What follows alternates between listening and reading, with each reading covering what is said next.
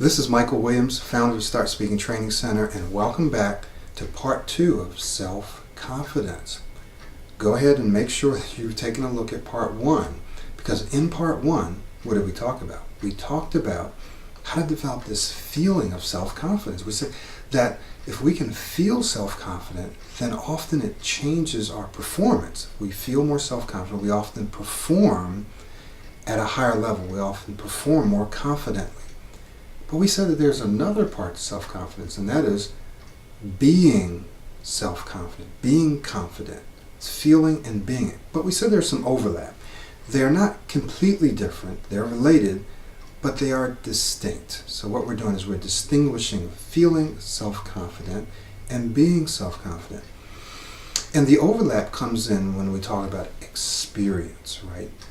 Experience.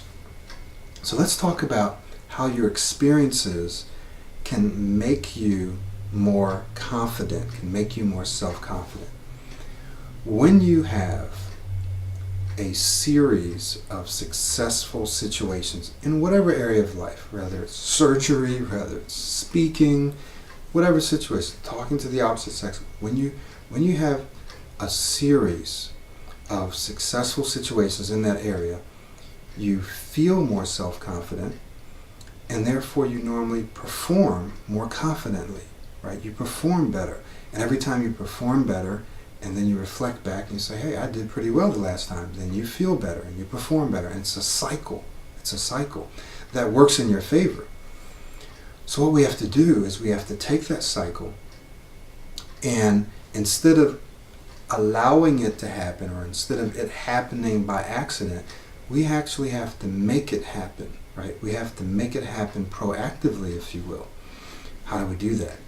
Well, one of the things that you have to do is make sure that you set yourself up for success. So you set yourself up for success. Let me give you a very specific example. Many people struggle with saying their name, right?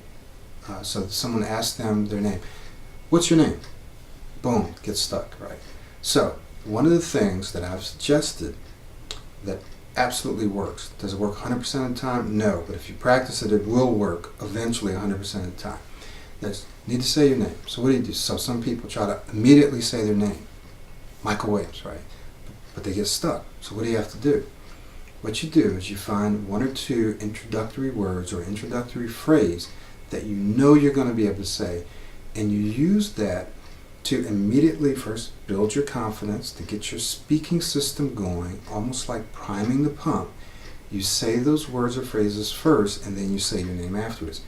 But you not only come up with it, but you practice it so it becomes second nature. In fact, I talked about this in, I believe it's 15-minute drill for speech automaticity, and in dealing with difficult words and phrases. You want to look at those 2 videos. I'm telling you, trust me, this absolutely does work. So if it's saying your name, for example, you might want to say, yeah, my name is Michael Williams. Yes, my name is Michael Williams. Sure, my name is Michael Williams. So, my name is Mike. Whatever it is that you need to say, you might say yes, sure, whatever. My name is Michael Williams. And when you say it, it actually sounds very natural. You might think that's not going to sound natural. It actually does. It sounds very natural. I even do it now all the time, not because I have to, just probably because it's a habit. Someone says, what's your name? Yeah, my name is Michael Williams, right? Sounds very natural. A person's wife say my name. That's just the way I say it. It's my style of saying my name. So some people say, I shouldn't have to do that. I'm just going to say my name. And you know what happens? They get in a situation where they have to say their name, stress and anxiety goes up, and they block, right? Whereas if they were to go ahead and practice these introductory phrases that they know they're going to be able to say, right? These are things they're not going to block on. It tricks the brain too. The brain doesn't really see the name coming. So what you're doing is you're saying, yes, my name is, and your systems are already going. You practice that. And trust me, this will work. So that's an example of building a successful speaking situation. That is controlling your situation so that someone says your name, and you say, okay, I don't have to just immediately respond, and I don't have to immediately respond just by saying my name. I can pause, and I can say, yes, my name is.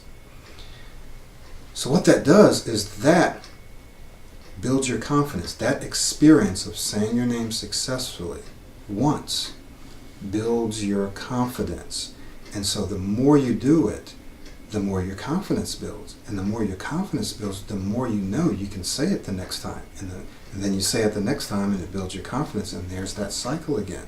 And you can use the same process and system for saying anything in any situation, right?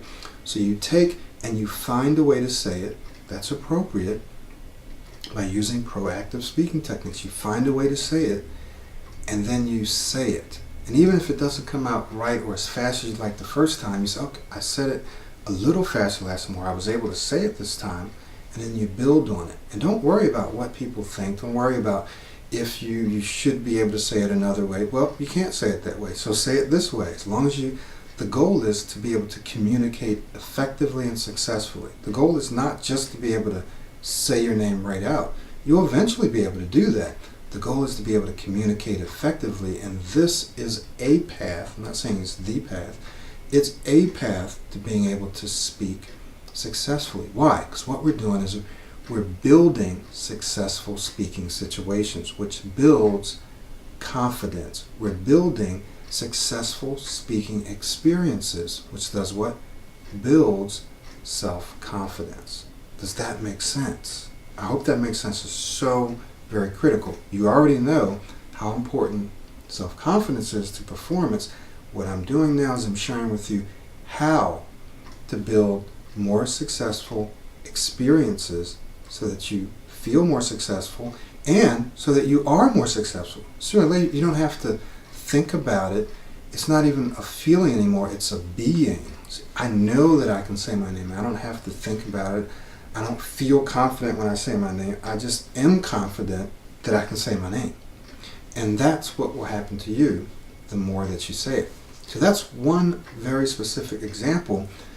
But what you want to do is with anything that you need to say or that you need to do, right, public speaking, whatever, you want to set it up so that the game is rigged in your favor. You want to set it up so that you'll be able to do it successfully, that you'll have, now watch this, a successful experience that you can then build on, okay?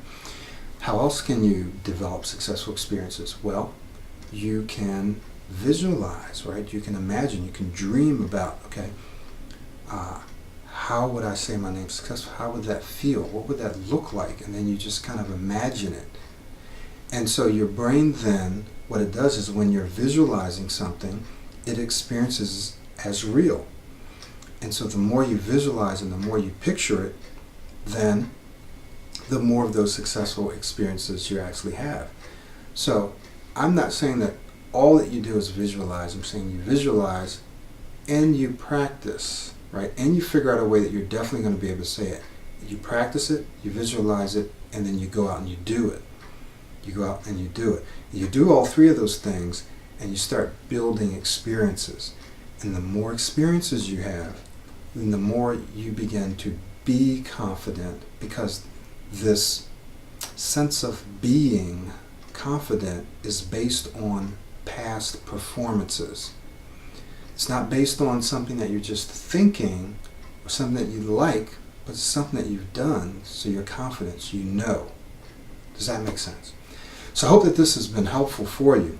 You put this together with the last session, and what you're going to have is you're going to have some insight into how we can modify what we're thinking so that we can modify how we're feeling, that is, feeling self-confident.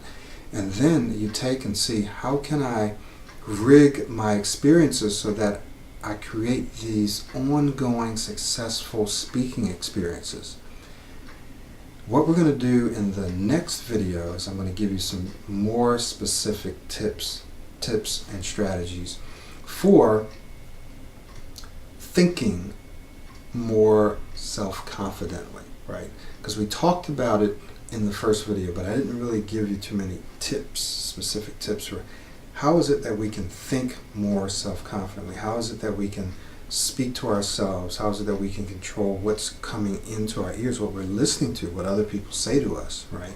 How can I control that so that I think and I feel more self-confident. So that's what we're going to look at in the next video. Don't forget, if you're watching this video and this date is going by, there probably is going to be some other ones, but I want you to check out the link below and check out our Pro 90D live webinar. This is something you don't want to miss because this gives you the confidence to know that you can say what you want when you want. Going to take some work, going to take some time, yes, but it gives you the tools to do that. So thank you very much. Once again, this is Michael Williams, and I'll see you in the next video.